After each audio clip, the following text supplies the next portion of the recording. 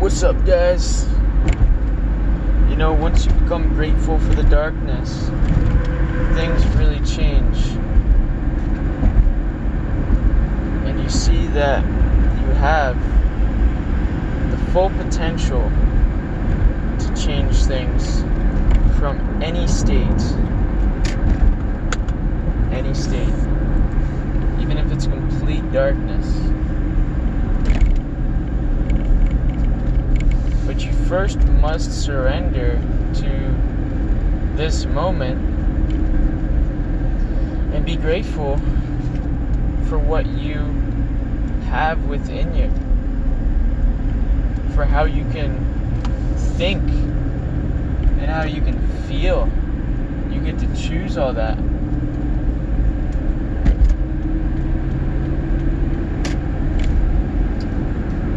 And I'm feeling that the most amazing changes in my life and experiences really were when I was present to all the things that I could possibly be. And we can recall those times in our lives when we were less conscious and we let things come back to bite us in the butt.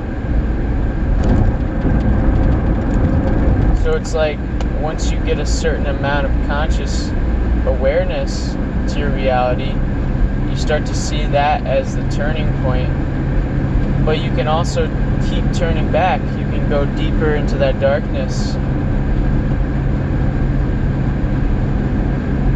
And I see these chapters of my life after I had awakened to my potential to rise greater than my environment, greater than my circumstances, greater than what society and the matrix and all the systems in place that we seem to not be able to control.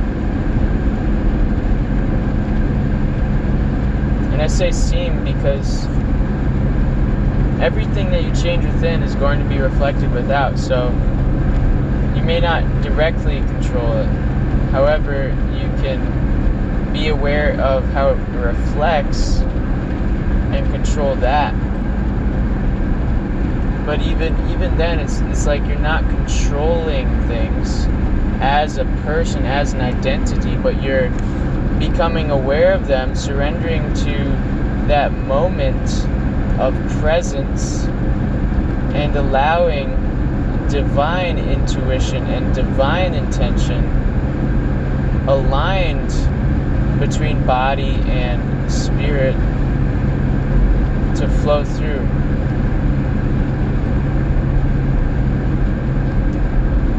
So there have been times when I would go back into this darkness after having awakened to my potential, and I overreacted like I had in the past. I was making great physical changes, however they were not always with the mental, the intentional change, or the feeling and resonance, the intuitional change, the emotional aspect of it, of electromagnetic heart coherence. Really, the heart is the magnet, the mind is the electrician, the current that creates. So having them in coherence with the quantum field around you, as you can explore with Dr. Joe Dispenza's work and the law of attraction work and all these various outlets and inlets, all the flows of information out there. What resonates with you the most that you can be present with, that's great to learn from. But only so long as you're present.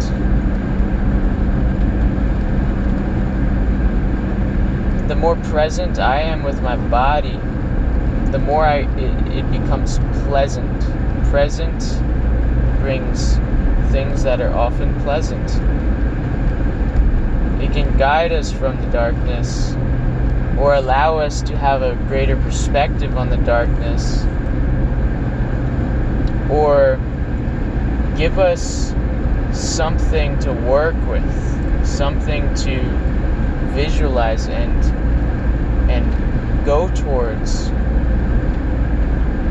that is unknown. However, it allows for hope, it allows for empowerment, it allows for creation. To see that we have chosen to attract and to be everything that we have ever had and everything in this moment. And it doesn't matter what we had in the past, or what we did, or who we were, because you're brought to this moment for even greater reasons. This timeline shows you even greater things. It shows you infinite possibilities in an infinite field of play. And if we all just bring ourselves more to presence, then we can make the most and even greater from this situation that we find ourselves in. Because we're not changing the situation, we're changing ourselves.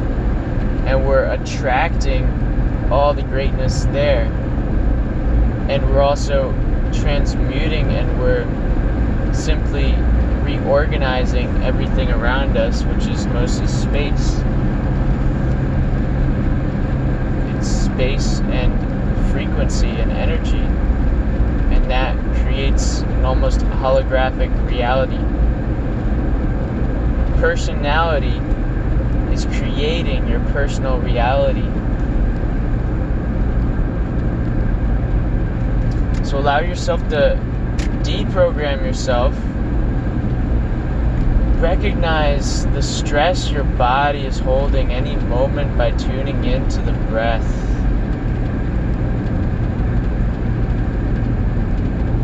By letting it fall in and out of you. By letting yourself feel the tension that you hold in your body, the unintentional tension.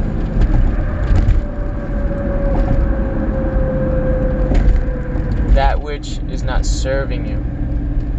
In any given moment, when we're doing things that can be unconscious, that's when we can hold tension in certain areas of our body, which creates patterns in the nervous system and then into the mind, the subconscious body, but they're all one and the same. And this is the process of embodiment that I really guided myself through in many dark moments. Times when I would be like in that paradigm of, oh no, I ate something I didn't want to eat, or I did something I didn't want to do. Whether it was cooked food after this raw food identity, or it was ejaculation after this semen retention identity. And the more you let go of those identities, you can play with them to begin with them, and to be introduced to them, and to be disciplined with them, and all that. That's great. But if you're doing it, if you're making it into an automatic or an unconscious thing, then you're missing the point. Because if you're doing that to do the healing, and that to realize your potential, which is perfection, which is now imperfectly perfect. If you're doing it for the sake of that future thing, then oftentimes we'll allow ourselves to miss out on the potential of being grateful now for this moment and what is to come. And I see the most success with people and with myself of when we are grateful now and we're on these amazing physical disciplines and journeys, and we listen to our intuition, but we also really try to ascend and evolve and to let go of these lower aspects of this animalistic self, but you address that with either a certain movement that is intentional or this stillness that is allowing to see what is beyond these illusions.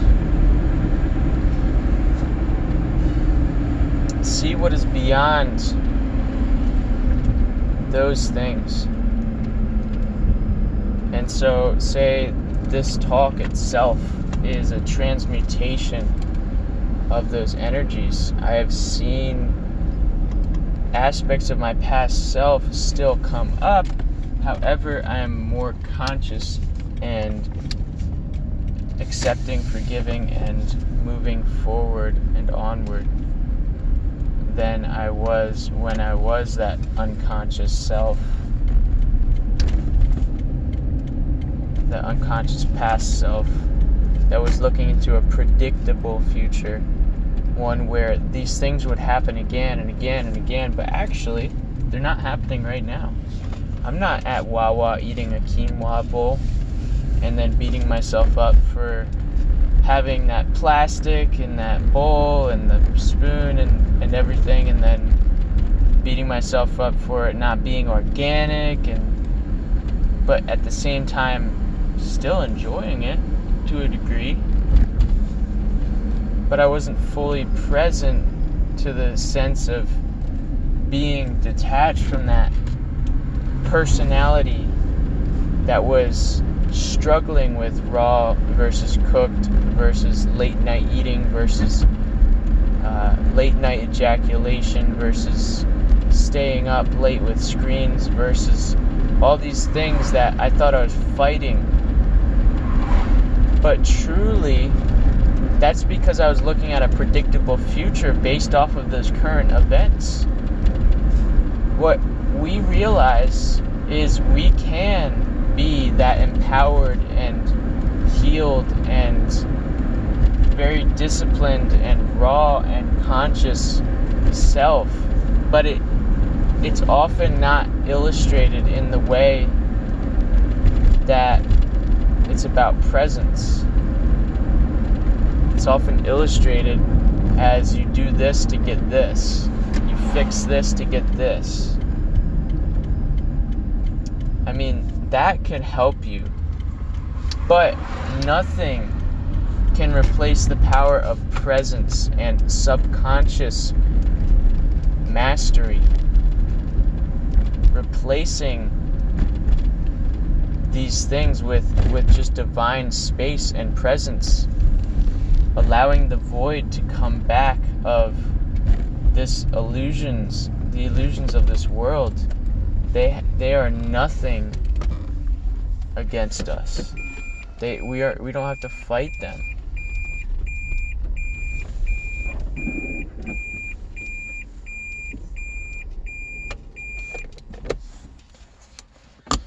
So give yourself the gifts of presence of what you really wish to create in your life as the story that is right now emerging from that space, and see it attract into your reality. Be grateful for the little things that start to shift. Be grateful, as those are miracles. Those are truly the miracles of you aligning with the divine, of getting out of the way of the ego versus the soul. Let it all be one in this moment. And let go of all this morality and ethics and all these things of right and wrong. See it for what it is creating. It's creating a space, a potential The darkness allows you to rise.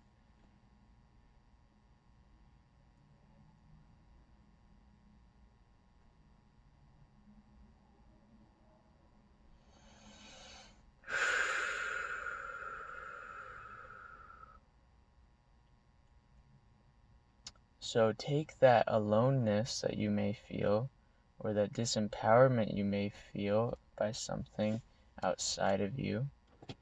Take that something outside of you as a reflection of something you actually can change within yourself.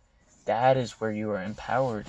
Take that feeling of being alone and empower that as like, oh, this is actually the space where I can be reflective and be present and really dive into that to enjoy it. And then I can share this if I choose, and people will attract to that, or I can keep like diving into it, keep diving deeper and see how deep I can just be with myself. And that really creates more presence when you're with others. So when you then create those new realities with others, you're even more appreciative than you had been in the past. You've done the work. You've done the work of being present. Like, everyone can choose that right now, and that's literally redemption. That's literally forgiveness. That's literally ultimate love. And it comes with all these gifts of the physical, sure, but that's not the point. The point is to always keep that inner self flowing with the outer self and all the things that you experience within and without. Let yourself experience greater things within yourself so that you always trust you have someone to be connected to, and that's your higher self and your source.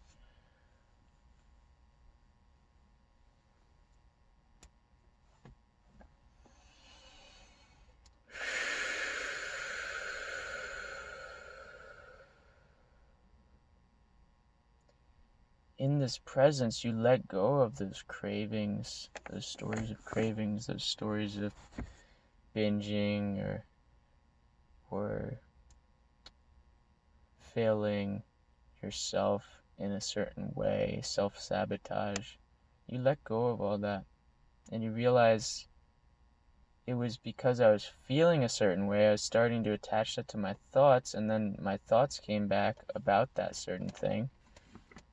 But those aren't actually you. Those aren't actually your thoughts. Those are the past self or the predictable future's thoughts or feelings. In the present moment, you can let go of everything, and then everything which you desire, because you went to that dark place and you went to that bright place, even if it wasn't that bright compared to what you really have in store for you if you allow the divine to come in. All those things, they're all just gone when you let go, when you get present. That's where creation happens. And all these belief systems are making the illusion that there's more to what we have to embody, but what we have to embody is simply here and now, simply accessible to everyone. Everyone has a choice to remember that.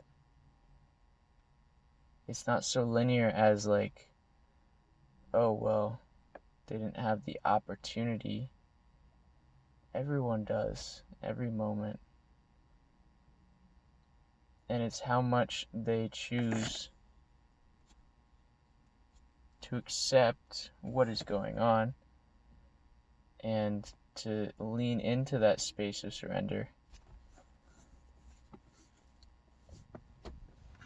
Because even those who are experiencing this wickedness or this suffering or whatnot, they chose at some point because it would challenge their soul to really rise up, challenge them to have a greater desire out of that situation. You see so many people who are successful rising from deep, deep shit. So see them as reflections of this potential limitless future for all these people who suffer. Don't see that as disempowered people, because then you create more of that. You create that for yourself too. See everything as a potential, and everything connected. Everything is sympathized and synchronized and synergizing all together. That's the beauty of like allowing your physical lifestyle to reflect that, for sure, like with raw food and with semen retention, with incredible flows of movement and expressions of strength and courage and vitality, and having those deep, deep meditations and visualizations and realizations and feelings and intuitions, intentions. All that comes together after you've experienced it within yourself. You can come from any place, anyhow, and change yourself within and see everything change around you.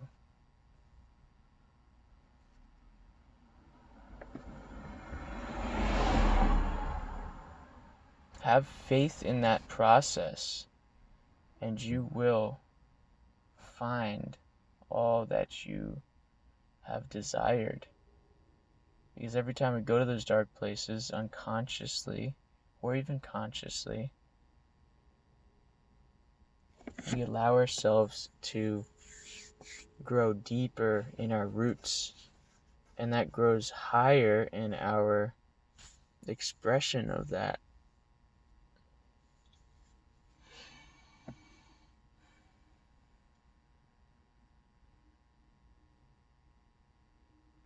Thank you guys for listening. I'm gonna have my cherry juice, head off to bed. It's almost 10 p.m.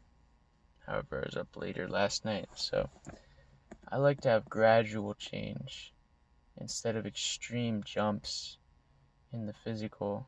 See it all as, alright, if I was pushed off balance in this direction to a large degree, then I can gently allow myself to return back to my centeredness, where I was going to bed at like 9 or 10. I started my meditation sometimes at 8:30 or 8. And just give yourself time.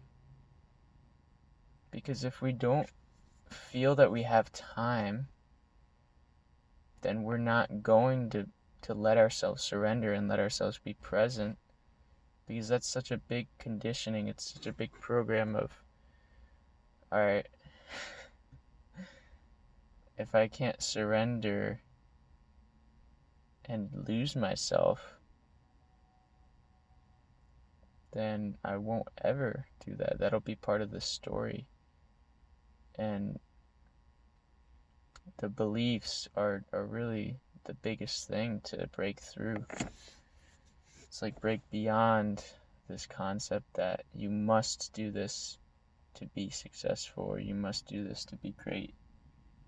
I believe in every single person who listens to this and is a divine reflection of this aspect that I wish to heal in myself, that is healing in you, and our silence is greater than any words we could really share. Our presence is greater. The vibration of the words, however, they do reflect back into that presence if said with a great intention and from a place of great intuition. Thank you guys for empowering yourselves. Thank you guys for being strong in this time, strong within, and being the light in a dark place, no matter what. That is courage. If you're rising right now from a dark place, such as I, then don't beat yourself up for not being at the end destination of whatever you're trying to get to. Because the more present you are right now with your rising, then the more present you will be when you get to these amazing places, when you attract these amazing things. And really, they can come this next moment. It's all there. I mean, just have that feeling and it comes. The physical manifests, but it's the paradox of like, all right, am I gonna choose to feel this way or not? And if I do choose to feel this way, things change. If I don't choose to feel this way, things change. But it just matters how present you are, how absorbing and reflecting and receiving and feeling and giving with that, how much you flow with it. So may we flow better with ourselves first, and then with the world around us.